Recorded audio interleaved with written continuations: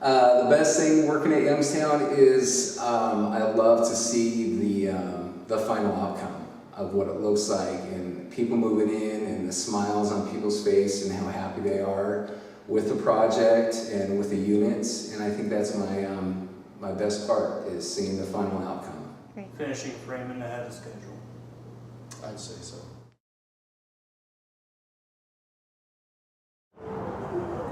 Working in a densely populated residential neighborhood. My biggest challenge is when they asked me to rig the crane, and when I went through the class that Absher held at the office, I learned a lot. And then when I actually got on site and started actually getting hands-on with rigging the crane, it was a big challenge, but I really enjoyed it and learned a lot, and I think that was my biggest challenge and biggest reward. Okay. Better coordination with the MEP roughing guys. Yeah, being prepared ahead of time.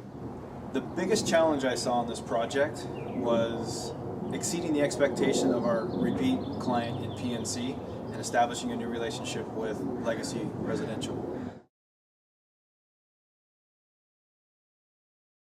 I would describe Blaine as a really thoughtful person. He always did his best to really listen to what our problems were, and he worked really hard to come up with solutions that solve the problems while not breaking the budget. So he was always in there trying to help. No, I was going to say either fixer or supportive. Blaine's kind of the guy that whenever we had an issue or an outside problem, he was always the one that jumped in and did his best to help solve it. Leader. Yeah.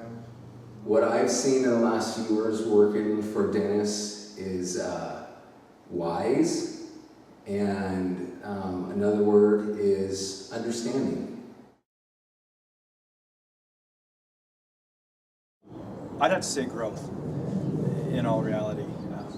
Obviously this project is not what he typically builds, so it's been fun watching him grow and take on the challenge of a developer who really doesn't understand what they want maybe in all instances, and make decisions to the bitter end. So seeing him grow, increasing his patience and understanding, and increasing his ability or improving his ability to communicate with the team at Legacy, with Stephanie Evans and even Maria Barrientos and Corey from Mark Zuckerbu, who represents PNC, has been fun to watch, and I think a challenge well met.